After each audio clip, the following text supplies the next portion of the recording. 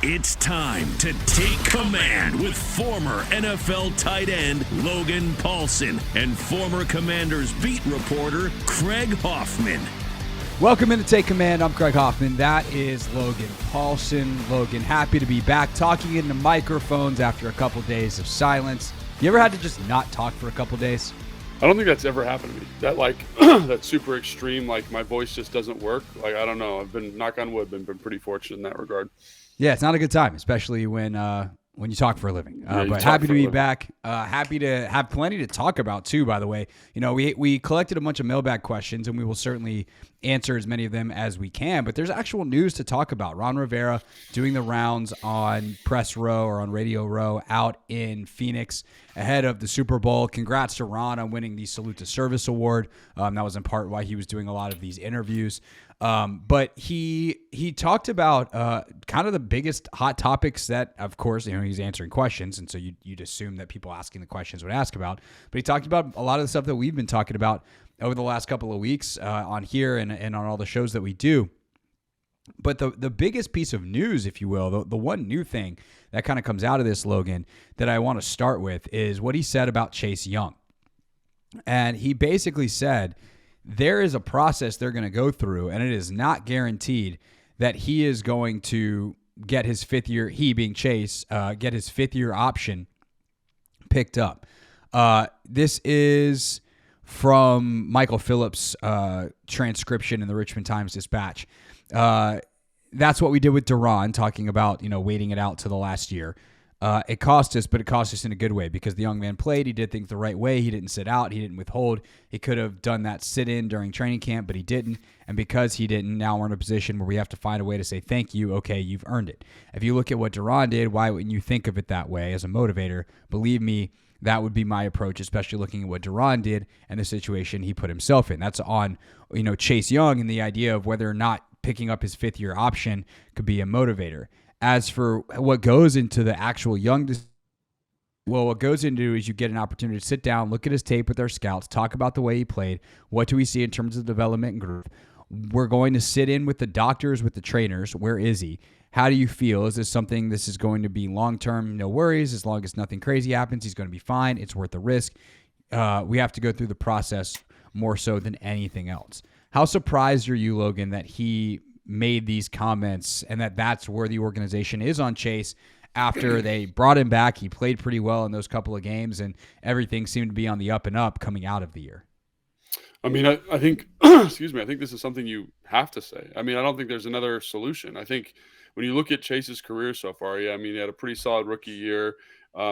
His second year, I think he came out and kind of underperformed prior to the injury, and then he didn't play. He didn't play for a very long time in terms of this last season, his third year. So in terms of body of work, is there something here that says, man, I've seen this guy and he can be an absolute difference maker? Obviously, his college tape says that. Obviously, physically, when you see him, you see that. I think his mindset kind of indicates that he could be trending in that direction, but he hasn't figured it out at this level. You know, we've talked a lot about his rush and his inconsistency as a pass rusher. And I think that's something that I would assume really is frustrating for Ron and frustrating for this organization, because you drafted him number 2 overall for a reason. You passed up a lot of really good football players because you expect him to be the next Myles Garrett, the next Joey Bosa, the next list your top end pass rusher. And quite frankly, he's not entered into that sphere yet. And there's been a lot of mitigating circumstances to his career thus far, which makes sense as to why he's not there. But if you're Ron, I think you're saying, how do we motivate this guy? How do we get him to kind of take this next step? And I think the most recent element of your evaluation process is Daron Payne, a guy who had kind of been underperforming. I think in 2021, came off a very, very subpar year for him. And it kind of looked like they were going to go in a different direction because of that. And then he comes out and has the best year of his career. So I think when you're looking at ways to motivate NFL players, like I had a couple conversations at the Senior Bowl with coaches about motivating players. And one of the key things is you got to kind of be creative. And I think this is an easy way to be creative, saying, hey, like, this isn't guaranteed. The money's not guaranteed. Let's do that. Like this, you have to show us that you're trending in the right direction. And I do think that there is some lingering concern about the knee, I'm just making an assumption there. I talked to Chase a little bit on the last day of camp, and he said it wasn't in his mind, wasn't quite right. And, physically, everyone said it was right, but he's kind of negotiating that, I don't know. He's negotiating that psychological hurdle after a big surgery, which is totally to be expected. So I think there's a lot of things here that Ron needs to consider. And I think right now he's telling you that they're going to try and pay Daron Payne, and they're going to try and make that work. So, yeah, I want to circle back to the Payne side of this in a second, but here's what I would say about Chase. One, I actually think this is kind of, I don't know, if you're calling this creative, I think that's giving Ron a bit too much credit. Ron loves to run the same play over and over again. It's like, oh, this worked one time. It worked with Daron. We have to do the same thing with Chase. It's like, it's actually, I don't know. I understand what you're saying in terms of like coaches in general have to get creative with how they motivate players. But Ron is like, oh, this worked one time. I'm going to do it again. And that's like the opposite of being creative. That said, financially, this makes perfect sense because of where Chase is drafted, that sets that 5th-year option number. It's slotted. It's a little over $17 million. Here are the defensive ends that are making over $17 million in average annual value in 2023. Myles Garrett, Max Crosby, Leonard Williams, Von Miller, Cam Jordan. Chandler Jones is making 17, so is Eric Armstead. Cam Hayward's at 16.4, Emmanuel Ogba's at 16.3, and then Frank Clark's at 15, basically 15 flat. You're telling me that Chase Young is going to be like a top 5 defensive end in terms of average annual value salary after next year? Like, maybe. No, I get you. Maybe. Man. And so even if he is, it's not like he's going to be a lot more. It's not like, this is going to save you a ton of money if you pick up this option, right? Like, even if all of a sudden Chase has a monster year, he goes out and breaks the NFL sack record. Like, okay, you're getting him $19-20 million, 21 maybe. So it's $4 million next year, which is that's a good player, but it's probably worth the risk. So the idea that a $17 million salary for Chase Young next year is guaranteed to be a bargain for the team, it's just not true financially.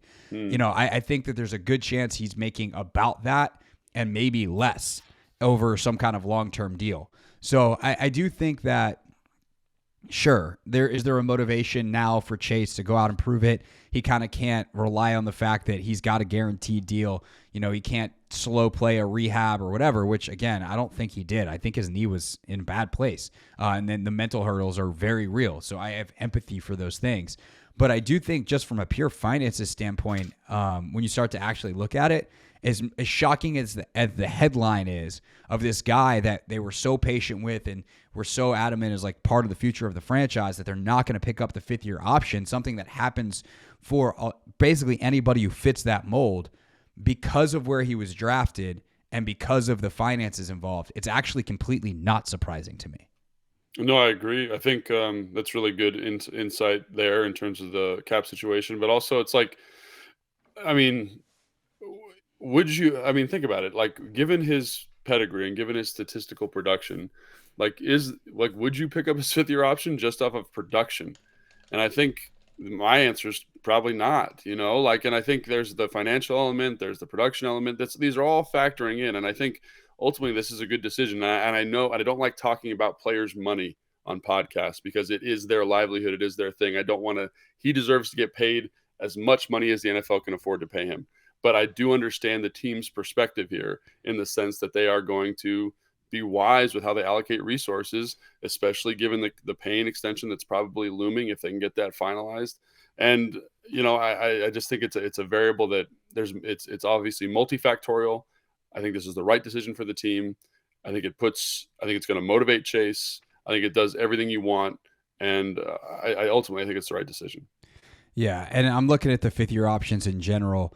If he was the 20th pick, right? Because it's by position and it's by accolades. And Chase made a Pro Bowl, so like if he had just hit the playtime, bonus level, it's like $13 million. But he didn't. He made the Pro Bowl as a rookie, and he's got a 17.4 number. I'm looking at some of the other edge guys. The only other edge guy to go in the first round that year was Chase on to the Jaguars, and like his number is going to be around 12 because of the fact that he's not going to make a Pro Bowl.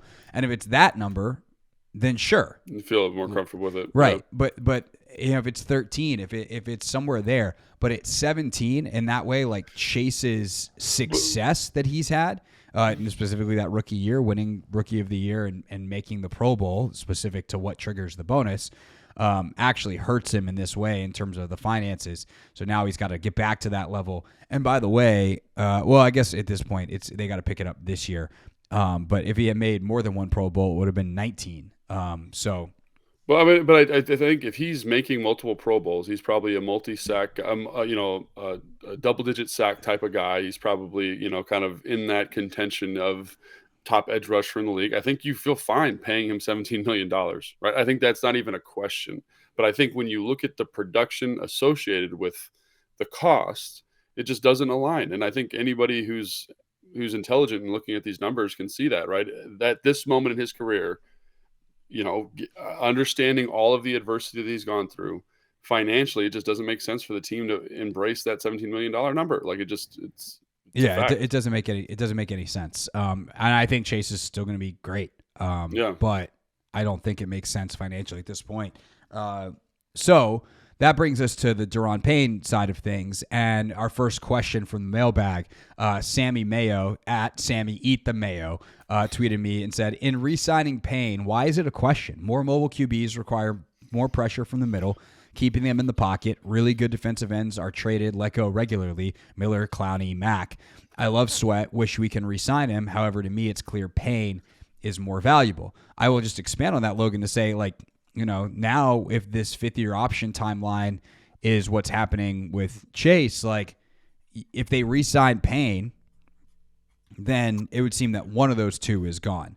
Which one it is, in some ways irrelevant to the immediacy of this conversation of, do you circle back and go, well, maybe a franchise tag and trade for Payne actually isn't the best option. Maybe there is some merit to having two dominant defensive tackles. That's kind of how we felt in the middle of the year as Payne was dominating.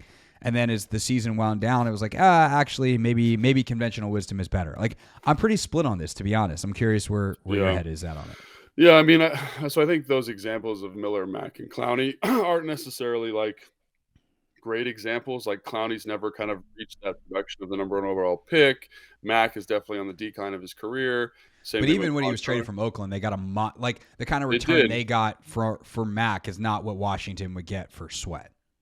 Correct. Because Mack was probably the best defensive player in football, not named Aaron Donald at the time. Yeah, right. Top three was J.J. Watt. So this is my thought on the Payne thing. And again, I want Payne to make as much money as humanly possible in the NFL. Let me just clarify that.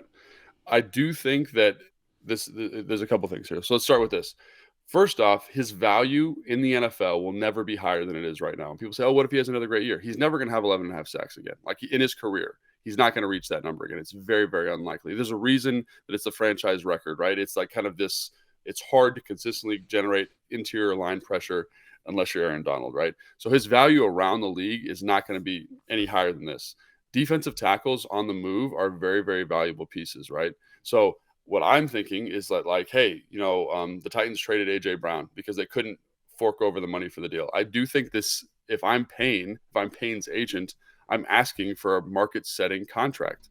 And can this team afford to do that? Can this team afford to have so many resources invested in the defensive line? And I know they have a lot of first-round draft capital invested there, but look at what they need to do on the offensive line. That would be prohibitive of them being able to kind of go out and sign a priority free agent on the offensive line if they wanted to do that, right? So it does limit what you can do. You have a lot of guys centered around that group. And I think if you're building for the future, which you should be, you could franchise him, you could trade him, and you could get a first and probably a second round pick in the 2023-2024, depending on how those allocate, right? That's how good he played last year. And because he played so good, you're going to have to, if you want to keep him here, you're going to have to pay him a lot of money to get that done. And I know hopefully he's not going to have this unrealistic expectation of being, say, I need to be paid more than, Aaron Donald, for example. But he's going to, if I'm him, this is the time. This is the time to strike while the iron is hot. Ask for that $15 million a year, $16 million a year kind of contract, because this is the only time you're going to get it. And can Washington afford to do that? And I don't know. I don't know if I would feel comfortable allocating resources because, again, when Payne's in there and like look at the last game of the year when it's Payne and whoever the other defensive tackle was going against one of the best offensive lines of the year, the defense played really, really well. I know that's a very small sample size, but I don't think you need two absolutely game wreckers at the position. I think you need a solid role player and a game wreck, and I think you can survive with that. As opposed to kind of dumping all your eggs into one basket, I guess. Yeah, and I think you also have to ask yourself a realistic question of, like, is Daron Payne better than John Allen? Yeah. And if the answer is no and he wants more money, then why would you pay him that? And I hate that for Daron. Again, like, I'm with you. Like, go make your money, man. Yeah. It's you have short careers in the NFL and you got to make a lot of money that's supposed to last a lifetime, or the kind of money he's talking about is generational wealth. So make it for as many generations as possible of your family. By all means, go ahead. Right. But if you're Washington and you're trying to figure out how to allocate resources, not in terms of dollars to count someone else's money, but like percent salary cap, I just don't think you can allocate that amount of salary cap to someone who does not or is not going to produce at that level. So I hear you on that. I do think the idea of Payne and Allen, keeping them together is really appealing. Nice. It's a nice idea. Yeah. They're super unique because unlike a lot of interior duos, they both pass rush. And that skill separates them from just two big dudes inside who are two big run stuffers who, like, yeah, that's valuable and you need those guys, but it's not worth paying what they're going to need to pay. So if somehow you can get Daron Payne at 16, like, sure, I'm in. 17 maybe even. It's got to be the right. It's got to be the right thing. John's number is 18. I'm not going above that. And it's not about like John, and his ego or anything like that. It's just he's not a better player than John Allen. And so why would I pay a guy? Now, there are some scouts that probably disagree, by the way. It's pretty close. Yeah. It's pretty close. And I think that Daron is going to get a lot of money, but and there's going to be a team that's like, yeah, he's better than John Allen. We'll pay him that and they'll be fine with it. Okay, cool. But I don't know, like it's real close, and I don't know that you can pay those two guys that much money, and especially when you do have Sweat and Young looming. Like that's the other part of this is, they've invested so much first-round capital in this line that they've got to figure out where they can get it. I think the other part of this, like you said, is like truly what is the return? Yeah. I'm a lot. If all of a sudden we get to May through the NFL draft and there wasn't a trade because the most you could get is like a third or a couple of thirds, then like, okay, let's talk about a long-term deal. But if you tell me you can get a first and a second, done. I think so. I think like if you look at, let's take Atlanta, for example, they have a ton of cap space, or Chicago. I think Chicago probably takes Carter with the first pick overall if they don't trade out of it, who's the interior player from Georgia, probably the best player in the draft. You don't need Daron Payne then. But like Atlanta, they need someone to pair with Grady Jarrett down there. And they've expressed interest in Daron. They have the money, they have the cap space, they have the draft capital to make something like this happen if they wanted to. So I look at this and I say, like, there are suitors out here who have lots of money and lots of reason to spend it on a player like Daron. And there is value to maintaining a relationship with Daron. And what I mean by that is, like, the reason you pay a guy is because the certainty of what he's done in the NFL. When you draft a guy, you don't know. It's like, it's a mystery box. He could be better, could be worse. You just don't know. So I'm not advocating getting a draft pick and then drafting a defensive tackle. I'm not advocating that at all. What I am advocating is that you did invest in the position last year with Fedarian Mathis. You did find a nice addition in Ridgeway. I know he's coming off the pec injury, but trust your process. I think teams in the NFL, this is more of a philosophical thing. They get screwed up from a cap standpoint when they say we have to pay this guy. And I know that sounds totally heartless, but to be a good GM, you have to carry a little bit of that with you. Unless you think he's the best defensive tackle in the NFL or in the top 5, like, I would be willing to move on from him. And again, I want him to make as much money as possible. Is that going to be here? Probably not, because they're going to kind of be negotiating this Allen Payne relationship.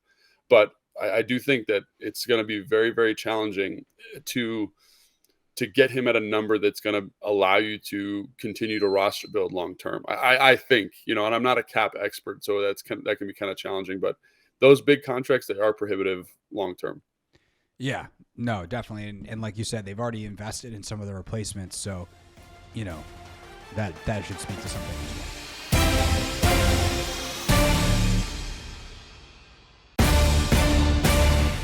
Take Command podcast from Odyssey Sports. I'm Craig Hoffman. Yes, this is actually me. The voice that you're hearing right now is actually some semblance of mine. That is Logan Paulsen. Sounds like you've been smoking cigs all day. It's what it sounds like, man. It's like I took up cigarettes last week and just haven't stopped since. No, just a case of laryngitis. We're on the back end of it. It's fine. So Ron Rivera, getting back to some of his other comments at the Senior Bowl real quick, or at the Super Bowl real quick. Eric Bieniemy, he said, yeah, like we're looking to interview him. We can't right now because those are the rules, but we're looking forward to it. And he said, through the grapevine, it seems like he wants to work with the defensive head coach to kind of get out from under Andy's shadow. I think that's interesting. And it does seem like they're headed in this direction, that unless there's like an interview where Bieniemy just looks at Ron and is like, nah, man, this ain't it. Or Ron looks at Bieniemy and was like, actually, I've got some questions. Never mind. It does seem like that's the direction that they're headed at offensive coordinator and that the mutual interest is there. Yeah, and I think, we've talked about that a lot on this show, and that seems to be their guy. And I think the relationship with Andy Reid is going to be a big deciding factor in that. And obviously, we can speculate and talk about it all we want, but they're definitely waiting to interview him. Like take that for what it is. He's probably the most exciting candidate. They're waiting to interview him. I don't know if this is the right situation for Bieniemy. If I'm Bieniemy and I feel like I'm a pretty valuable asset for an offense, like I don't know if this is the right fit, but maybe he's had a couple rounds of interviews and he's getting a little bit desperate, and this is a place that's going to give him an opportunity. So maybe, but it is this job does not, this offensive coordinator position does not seem overly appealing at the moment, just because of the time parameter of the year, kind of with Ron, all that kind of stuff. But I think I'm excited about it. I'm excited that he's a candidate. I'm excited that they're going to interview him, because of the guys that are mentioned, like his resume is the best, Yeah, for sure. Ron did also talk about the offensive philosophy, the quote from Martin Mayhew that's gotten all this run in the dumbest possible way since that year-end press conference of the 2-to-1 run thing. And he's like, yeah, that was exactly what I've been saying, which I heard in context at the time. Yeah. I don't know why this got so far out of whack, but Ron did say, like, yeah, that's at the end of games. Like, sure, if we can get 2-1 because we're up in the fourth quarter and run out the clock, then sure. But they do want to basically get the ball to their playmakers and do it quickly. So obviously that is something Bieniemy has helped Andy Reid and Patrick Mahomes do for years in Kansas City. It would seem to be a philosophical fit. And to kind of play in with that, Logan, he also said that Sam Howell is clearly the favorite to be QB1. Well, right now he's the only quarterback on the roster, so duh. But he did kind of push away the idea that they would go out, spend on a veteran just to spend. He did say if we find the right veteran, we would pull him in. But it does seem like Sam Howell is headed towards being QB1 in a separate interview than kind of the local press scrum, one that he did on NFL Network with Andrew Siciliano. He told Andrew, like, yeah, Howell right now is QB1. That's how we're going to head into OTAs and minicamp, and we'll see what happens from there. So when you take those things together, Logan, the philosophical, we're looking for someone who can get the ball out quick. We're looking for to get the ball to our playmakers. We have a strong run game. We want to use it and then dial up shots and play action. How do you to me that says like, yeah, Bieniemy would be a great fit. And it says that Howell can certainly do the things that they want to do based off what we saw last season. Maybe not at the highest level, but certainly at a proficient level. Yeah, and I think, I don't know, this is a really interesting kind of philosophical thing, that I think because I read a lot of national coverage of the team, so by national pundits, and they think the idea of going into camp with Sam Howell as your starter is absolutely insane. And I don't entirely disagree with them, right? But I don't think they follow the team as closely as we do. But I do think that there is a disadvantage to being like face to the glass the way we are with this team. And, when you step back from a team building standpoint, you say, would you feel comfortable with a 5th round draft pick being your starting quarterback? And I do think, if I remember correctly, I don't remember the quote, I listened to it a couple days ago, I do remember Ron kind of hedging on that a little bit. He was like, we're right now we're going to go with him in training camp, but we're open to, it wasn't like he is the starter. It was a little bit more, there was a little bit of flexibility there, which I think is the right idea. I think they like him. They see a lot of potential. I think we see a lot of potential in him. It's 19 snaps that we are kind of doing this evaluation on, this kind of projection off of. They need to bring someone else in. I don't think that precludes them from, finding a veteran, someone that they like, Jacoby Brissett, bringing Taylor back, whatever it is. They might fall in love with Anthony Richardson at 16. I don't think that's exactly what they're going to do, but maybe, Tanner McGee, somebody like that, they bring in, whatever it is.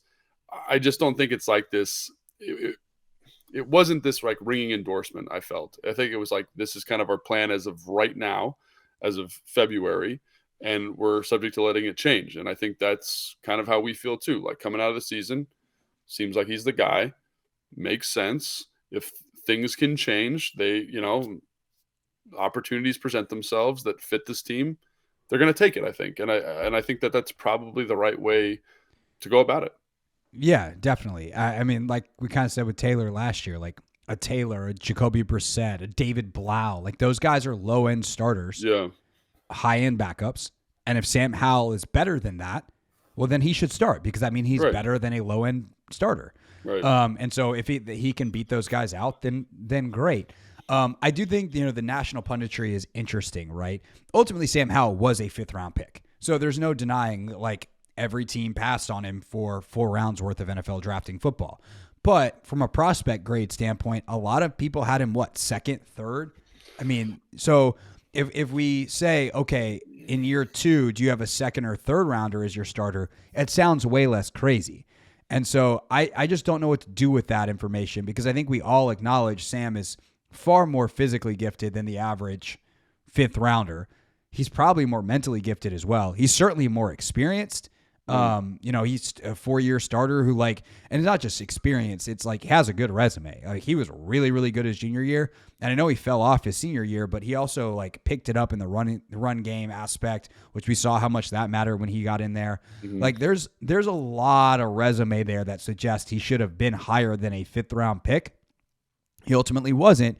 But if you look at it like 2nd or 3rd rounder starting in year 2, that sounds a lot less crazy than 5th rounder. Yeah, but I think ultimately the conclusion is that he was a 5th-round pick. Teams passed on him. 32 teams passed on him 5 times, basically, or 4.5 times, whatever it was. So, I'm not saying I think he's a good football player. I think he's got a lot of potential, a lot of upside, but it is a little bit when you kind of step back and look at it again, they haven't watched Sam, they haven't heard him talk the way we've heard him talk. They don't have the kind of familiarity that Ron has with him. But, a lot of people are mocking quarterback. They're mocking certain free agent candidates here. And I think there's a good reason for that. And I think that this decision is by Ron, or kind of this outline by Ron, seems to be the right thing. But it's you have to really love what Sam showed you over the course of the season. And really love it. And I understand that, but it is a little bit, I guess what I'm saying is I like the decision.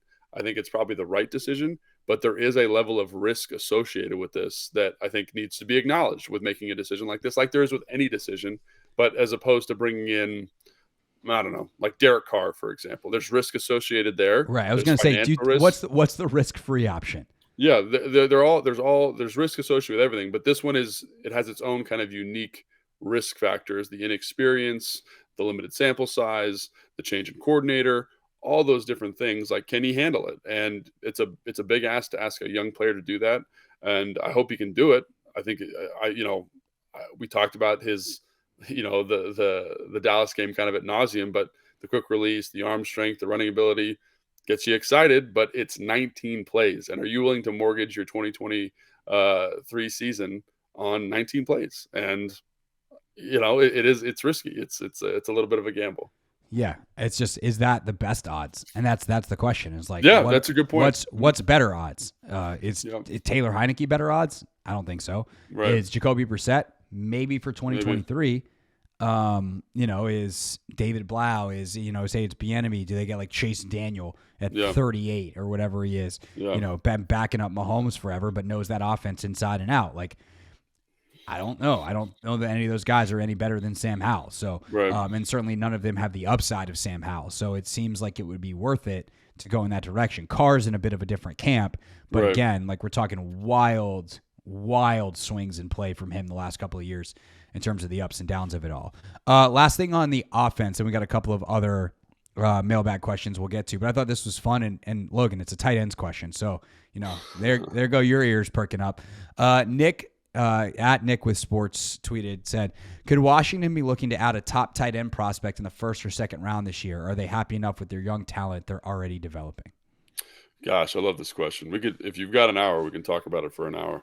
Okay. I don't think we have quite an hour. So let's give it cut me off when I start talking too much. So first off, I think you got to say, is a tight end a position that you want to be drafting in the first round? And based on just draft philosophy, positional value, is tight end enough of a value add, right? And do you want to be allocating resources there when there are positions available in this draft specifically that are more valuable? At 16, absolutely not. They should not take a tight end at 16. There's not a guy in this draft that deserves to be taken that high, and there's very rarely a tight end that I would take in the first round, especially the first half of the first round. So, right now, this is a very cornerback heavy, very offensive line heavy, very edge rusher heavy class, right?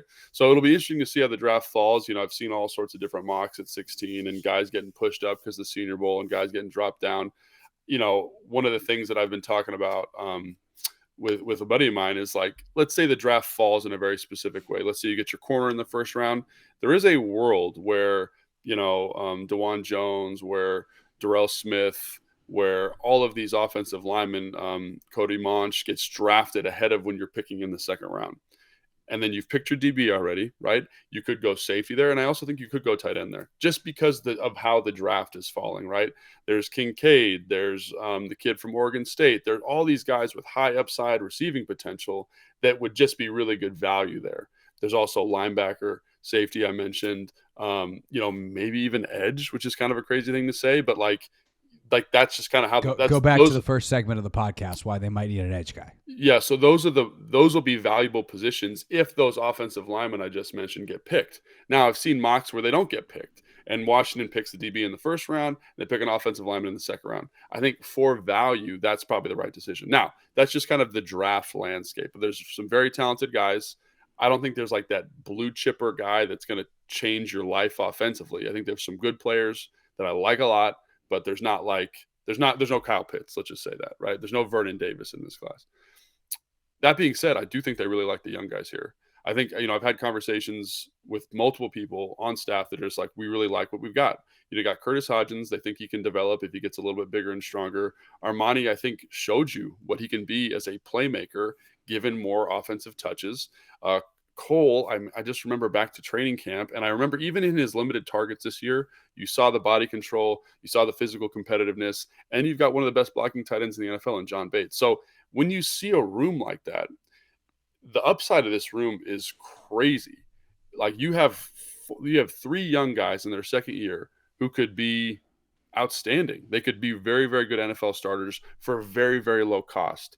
That's the problem with the draft. Are you willing to allocate a second round pick to a guy in a room that's already got a lot of upside? I don't know. Again, if the draft falls that way and you feel like there's the best value there with that second round pick, I totally could see that. But I think they like Armani a lot. I think they like Cole a lot. I know they like Bates. I think they want Curtis to develop. That's 4 really talented pass catchers and guys who have shown a kind of surprising ability to be physical in the run game. So I think you feel pretty good about that group, quite frankly. And I don't know if you want to be investing a lot in a group with such high upside at this moment. Yeah, I was going to say, it feels like Armani's tight end 1 next year. That'll be interesting. Bates is kind of the most sure thing, but he's your classic tight end too. Yeah.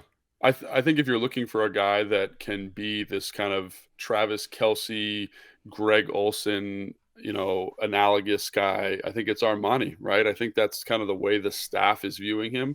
I had a conversation with Kime, and he said that there was people on staff who were he could play receiver here. Now that's insane. This was during rookie minicamp or something like that. And then as you see him get more confident and understand where to go and how he runs and how he moves, you say to yourself, shoot, I could see that, right? He's 6'6", almost 6'7". He runs really well. He bends well. He's explosive. I can see it. So if you're looking for a mismatch weapon, he's got to develop. Again, that's the problem, is he's got to develop a little bit. You're projecting, but I like that. I like saying, hey, let's use him like they used Jimmy Graham in New Orleans. Let's use him like they used Travis Kelce in Kansas City. Let's use him like they used Darren Waller, like a big piece that can line up at wide receiver, line up in line, and talk about man zone reads, mismatches versus man coverage. that's the guy you want. And then Cole also has a comparable skill set. I think Cole catches the ball better. I don't think he has the same kind of explosive measurables that Armani does, but that's another great piece. And so that was something, I think that was one of the frustrations that you and I had this year, is you've got these really dynamic young pass catchers. Can you utilize them to dictate certain things to the defense? And I feel like yes. And so I'm hoping that the new OC comes in and says, we have these tremendous, the kind of the big names, Jahan, Terry, Curtis, right? Curtis. But can we get value out of this position with this high physical upside? I think is very, very compelling. And so, like, could and answer the question, can you draft a tight end? Yes, if it falls to you. Like if the Musgrave kid is available in the second round and you love him, he's 6'6", he's 255, 257. He's probably going to run a 4.4. Like, you got a lot to like there, right? Maybe too good to pass up, but I do think you have a lot of very good pieces here that get you excited.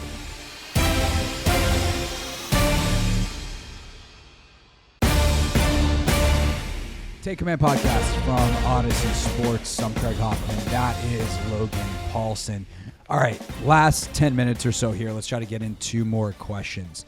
I like this one a lot from Big John. We've talked about this a little bit before, but why don't we see more cross-training of coaching staffs, offense spending time in defensive meetings and vice versa during the offseason?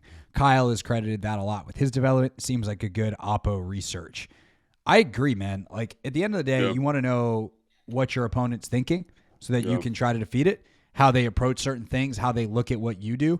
And I think there's a lot of, if I was a coach, I would 100% do that every offseason. I would have my defensive coaches scouting my offensive and like do it from a scout's perspective. Like, hey, if you're preparing for us, what do you see? What are you trying to put together?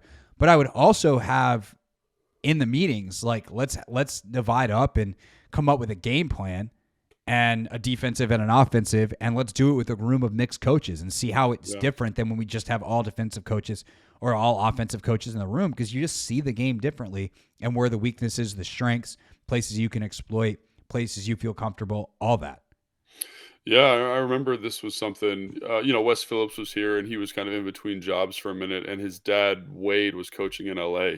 And he said, hey, I'd like you to be a defensive assistant, defensive quality control, something like that. And, Wes was kind of hemming and hawing about it. And one of the reasons Wade said is, I just want to see the game from an offensive perspective. I want to see how you view these concepts and how these concepts are trying to attack what we're doing defensively. And so I do think that this happens more frequently than people think. But I really like what you were saying there, Craig, is like in the offseason, can you bring in a defensive coach, a guy that's very forward thinking, and say, hey, sit with us. Let's talk about these coverages, how you think they're coaching them. Because, that's one of the things to me that made Sean, that made Kyle, that made Matt, that made Mike, that made them great. And I think it's one of the things that, I kind of has led to the proliferation of that coaching tree is it's not unique to them, but I do think that they really buy into this, is this idea of like understanding what the defense is trying to do. It's like, know thy enemy, like know how they're coaching their cover three, know how they're coaching their quarters. And if you know how they're coaching it, and I know your rules, and I know, hey, you got to carry one to the flat or carry two to the flat, like I can break those rules. I can find concepts and design that break those rules. How are you fitting this run? That's a little bit easier to determine. The coverages is where you really get kind of that elite game planning element, right? If I really know what you're trying to do. So I think that that's a really good idea. I think it happens probably more than fans acknowledge, but I do think that it could still be more prevalent, because I think it's such a valuable piece of game planning and cultivating offense in the NFL. Can you give an example from your career of something you learned from a defensive player or coach that helped you to like kind of flesh out this idea of why it would be helpful? Oh, yeah. Even just something like as simple as route stems, right? It's like if number two, which like let's say I'm the tight end to the right and there's the Z receivers outside. If number two pushes to the seam, my eyes go to number one or something like that. I'm trying to remember. This was in Atlanta. So if I push to the seam, which is kind of a wide and release, my eyes go to number one. So for me, like I got to know in 2x2 that if I push to the seam, his eyes are going to go away. And now I'm running the route off of the middle linebacker technically, right? Because he's pushing to undercut the route by number one. So I'm not trying to beat that linebacker. I'm trying to beat the linebacker. I'm not trying to beat the linebacker to my right. I'm trying to beat the linebacker to my left. So how does my route change once I do that? I push for width. Let's say I'm running an in. I have to get back nice and tight to stack that middle linebacker to run out. Or even something as simple as cover 2, right, out of a 3-by-1, like that Sam linebacker who's right over top of you is going to push to the flat. So I don't want to run the route off of that guy, the stick, like a little 5-yard out. I want to run the route off the mic. So just understanding their rules and how they push to stuff and how they match stuff, it's like getting the answers to the test, right? It's like understanding in a run front, like when it's a read 6 versus a penetrating 6, like he's going to play the C gap. And understanding that difference affects my technique and makes it way easier for me as a player to put myself in a better position to be successful. And like one of my biggest regrets as a player from my career was not studying coverages the same way I studied fronts, because even though I was a slow guy, like when I knew a coverage, I could get open. Even if I knew what type of man coverage it was, like I could get open, right? Because I knew where the help was. I knew how to stress him. I knew how to put myself in the best position. So, I mean, it's a huge element. And again, it's something I wish I would have spent more time on playing. But yeah, I think it's good for players, good for coaches, good for everybody, quite frankly. And yeah, I do think it happens a lot, but I think there's always more room for that kind of stuff. All right, last one. This one also from our guy Sammy. It says, is there any chance or thought by coaches we can use Jamin Davis in a Micah Parsons role at times? Considering Davis's speed and athleticism, it sounds like a solid bet, but I'm sure there's more to it. Logan? Right. I think this is something that I've heard a couple of times with Jamin specifically. And I think you got to look at, and you could probably speak to this too, Craig, as a strength coach, is there are different types of athletes. And when you look at Micah Parsons, he's got this excellent kind of fluidity and rhythm and this reactive strength that lends itself to being a good pass rusher. And when you look at Jamin, he's a little bit higher cut. He kind of plays a little bit higher. He's not quite as flexible through his thoracic spine. He lacks that bend and that rhythm. And what I mean rhythm is, so really good rushers, when you watch a lot of film of a rusher, they understand distance to the blocker really, really well. So it's like, I know on my third step, my outside foot's going to be up, right? I can do my cross chop with my right hand and be in a good power position to establish my next step to turn the corner on the rush, right? And Jamin just doesn't have that kind of feel, right?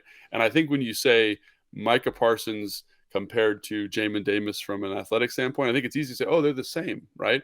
But I had a conversation at the high school I was at with the coach from Virginia Tech who coached linebackers when he was in Penn State. And he basically said that, or he told the coach there, RJ Windows, who told me that Micah Parsons would have been the first running back selected if he had chosen to play running back in the NFL. Like, that's the type of athlete you're dealing with in Micah Parsons. I think it's important to remember, dude ran a 4.3. He had like a 40-inch vertical jump. Like, he is, like, Jamin's an elite athlete. Micah Parsons is a super elite athlete. Like, he's like, I hate to say one of one because I say that a lot, but he is that dude. He's like he's in the 1% of the NFL guys. He's in that Julio, Trent Williams cut of athlete. And so when you have a guy that's just that much better than every single human being on the field, it's like he can do stuff. And so as much as Jamin's an excellent athlete, he's not quite the same athlete as Micah. There's also a difference between being a good blitzer and a good pass rusher. That's a great point. And I think Jamin's a pretty good blitzer. He's got good timing. He can anticipate. It's gotten better, right? Like, he just understands when it's time to fire, where the gap's going to be, and he's caused a fair amount of pressure this year.